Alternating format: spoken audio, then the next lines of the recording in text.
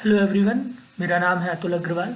और हम जैसा कि पहले इलेक्ट्रोस्टैटिक के बारे में थोड़ा बहुत पढ़ चुके थे अपने पिछले लेक्चर में, आगे हम उसी चीज़ को कंटिन्यू करेंगे।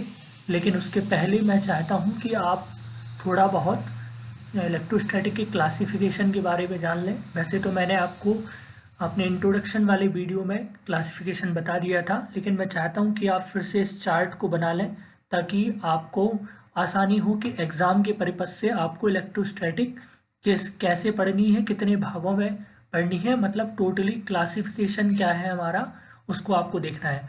तो आप अपनी कॉपी पर वीडियो को थोड़ी देर रोक कर ये चार्ट बना लीजिए, जिसमें पहले इलेक्ट्रोस्टैटिक सबसे ऊपर लिखा है, उसके नीचे इलेक्ट्रोस्टैटिक को 3 भागों में बांटा गया है: पॉइंट चार्ज, कूलाम्स लॉ और डाइपोल। जैसा कि मैं आपको बता चुका था कि पॉइंट चार्ज का मतलब कि एक ऐसा चार्ज जिसकी कोई डायमेंशन नहीं है। डायमेंशन नहीं है का मतलब क्या है? डायमेंशन नहीं है का मतलब ये है कि अगर उसके रिस्पेक्ट में किसी हम डिस्टेंस को देखेंगे तो उस डिस्टेंस की जो डायमेंशन होगी वो डायमेंशन बहुत ज़्यादा होगी उस चार्ज की डायमेंशन की। मतलब उस चार्ज की लंबाई, चौड़ाई, मोटाई बहुत कम होगी किसी और लेंथ के कंपैरिजन में। तो हम उसको क्या बोलते हैं? Point charge.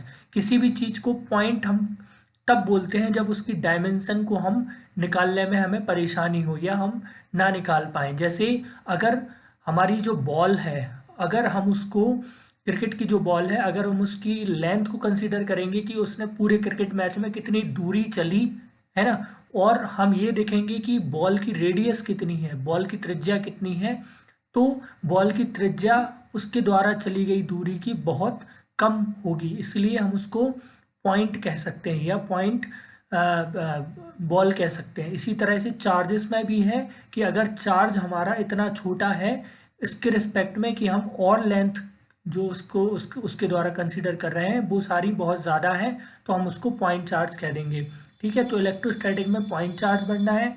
कूलाम्स लॉ का मतलब हमें देखना है कि दो या दो से अधिक चार्जों के बीच में फोर्सेस क्या लगते हैं इन।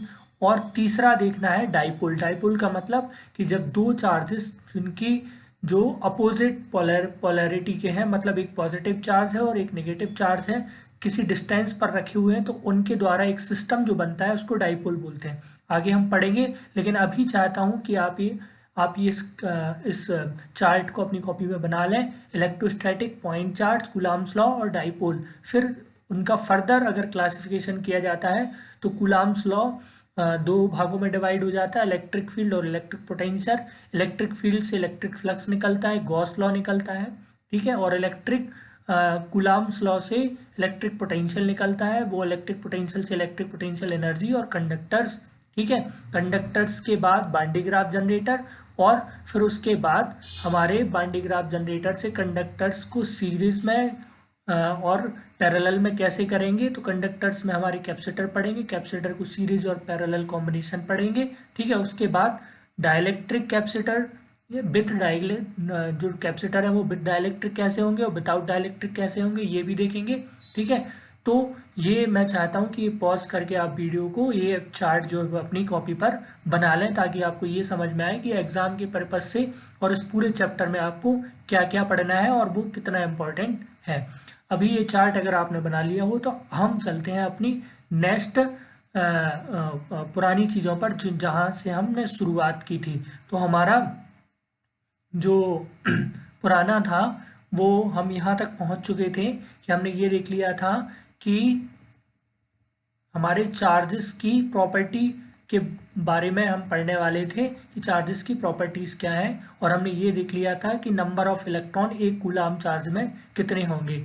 ये जो डेरिवेशन ऊपर मैंने आपको बताया था, ये जो बात बताई थी कि एक इलेक्ट्रॉन के ऊपर जो चार्ज रहता है वो 1.6 इंटू 10⁻⁻19 कूलाम का चार्ज रहता है। तो एक कूलाम चार्ज में कितने इलेक्ट्रॉन्स होंगे, ये बात जो है आगे एक क्वेश्चंस में हम देखेंगे जिससे आपको और क्लियर हो जाएगा। लेकिन अभी फिलहाल आगे बढ़ते हैं। हमारा आगे जो बात है वो है प्रॉपर्टीज ऑफ चार्ज या आवेश के गुणधर्म। आवेश में कितनी तरह की प्रॉपर्टीज होती हैं तो वो देखेंगे। सबसे पहली प्रॉपर्टी है एडिटिविटी ऑफ इलेक्ट्रिक चार्ज, मतलब विद्युत आवेश की योज्यता। इसका मतलब क्या है? इसका मतलब ये है कि अगर किसी सिस्टम में बहुत सारे चार्जेस Q1, Q2, Q3 रखे हुए हैं और हमें ये देखना है कि वहाँ पे टोटल चार्ज कितना है। तो हम उन सारे चार्जेस को जोड़ देंगे विथ उनके साइन। मान लो कि अगर आपके पास एक Q1 चार्ज है और एक Q2 चार्ज है और Q3, इस तरह से Qn चार्जेस हैं, तो उन सारे Qn चार्जेस का सम जो होगा वो हमारा Q या टोटल चार्ज के बराबर होगा। तो Q2 अगर हमारा नेगेटिव है तो इस पॉजिटिव की जगह हम नेगेटिव पुट कर देंगे। इस तरह से हम टोटल चार्ज अगर निकालेंगे तो वो सारे चार्जेस का सम होगा। दूसरा है इनवेरिएंस ऑफ इलेक्ट्रिक चार्ज, मतलब विद्युत आवेश की निश्चरता। इसका मतलब क्या है? इसका मतलब ये है कि charge does not depend on velocity. अगर आप इसको नोट कर पा रहे हैं तो आप इन सारी चीज़ों को नोट कर लीजिए। अगर आपको लगता है कि थोड़ा सा और जूम करना चाहिए तो मैं इसको थोड़ा सा और जूम कर दे रहा हूँ ताकि आपको लिखने में आसानी हो, पढ़ने में आसानी हो। इनवेरिएंस ऑफ इलेक्ट्रिक चार्ज मतलब विद्युत आवेश की निश्चरता। इसका मतलब ये है कि विद्युत चार्ज जो है वो वेग पर निर्भर नहीं करता है। मतलब अगर कोई चार्ज है जिस पे कोई भी बॉडी है जिस पे क्यू चार्ज है, अगर वो रेस्ट कंडीशन में है तब भी उस पर क्यू चार्ज ही रहेगा, और अगर वो वेलोसिटी से किसी वेलोसिटी से मूव करने लगे या चलने लगे तब भी उसके ऊपर जो चार्ज रहेगा वो क्यू ही रहेगा। मतलब Q at rest and Q in motion, दोनों चीज़ें बराबर होगी। दूसरी बात है हमारी, तीसरा जो हमारी प्रॉपर्टी है वो कंजर्वेशन ऑफ चार्ज, मतलब आवेश का संरक्षण। आवेश का संरक्षण उसी तरह से है जिस तरह से हमारा एनर्जी का कंजर्वेशन पढ़ते हैं हम, या कि एनर्जी को ना तो डिस्ट्रॉय किया जा सकता है और ना ही क्रिएट किया जा सकता है। इसी तरह चार्ज के साथ ये है कि चार्ज हम एक दूसरे में ट्रांसफर कर सकते हैं, ना कि बना सकते हैं। मतलब अगर हमने किसी बॉडी से कोई चार्ज लिया है तो उस बॉडी पे हम देखते हैं कि उस बॉडी पे पॉजिटिव चार्ज आता है, और जिस बॉडी में आया है चार्ज वो नेगेटिव चार्ज हो जाता है। तो मतलब कि अगर कोई भी चीज़ से हम चार्ज निकालेंगे तो चार्ज का जो कंजर्वेशन, टोटल चार्ज जो होगा वो ऑलवेज जीरो होगा। तो इसे हम कहते हैं आवेश का संरक्षण। Charge can neither be created nor be destroyed. Charge को ना तो उत्पन्न किया जा सकता है और इसको ये उन्होंने बताया कि अगर ग्लास रॉड को सिल्क क्लॉथ से रगड़ते हैं तो ग्लास रॉड पे जो पॉजिटिव चार्ज आता है और सिल्क रॉड पर नेगेटिव चार्ज आता है, क्योंकि ग्लास रॉड से एक इलेक्ट्रॉन सिल्क क्लॉथ में आ गया है तो सिल्क क्लॉथ जो है वो नेगेटिव चार्ज हो गई और ग्लास रॉड जो है वो पॉजिटिव चार्ज हो गया। ठीक है। उसी तरह से उसका दूसरा एग्जाम्पल न्यूक्लियर फिजिक्स से देख सकते हैं हम कि यूरेनियम 238 जब डिके होता है तो उससे थोरियम निकलता है और हीलियम निकलता है।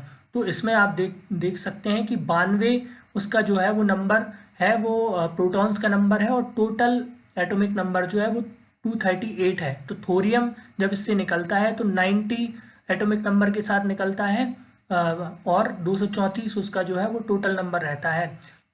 तो अगर इसको इस प्रोसेस को आपको अगर सही कराना है तो ऑलवेज आपको एक और 2 और 4 वाले 2 प्रोटॉन और 2 न्यूट्रॉन वाली आपकी दूसरी चीज़ भी निकालनी पड़ेगी, तब मतलब उसके साथ आपको डिके करानी पड़ेगी, तभी आपका जो कंजर्व होगा। मतलब इन दोनों साइड जो जेड की संख्या है और ए की संख्या है वो इस साइड की जेड और ए की संख्या के बराबर होनी चाहिए। तो ये हमारा तीसरा एग्जाम्पल था। चौथा जो प्रॉपर्टी है वो है क्वांटाइजेशन ऑफ इलेक्ट्रिक चार्ज।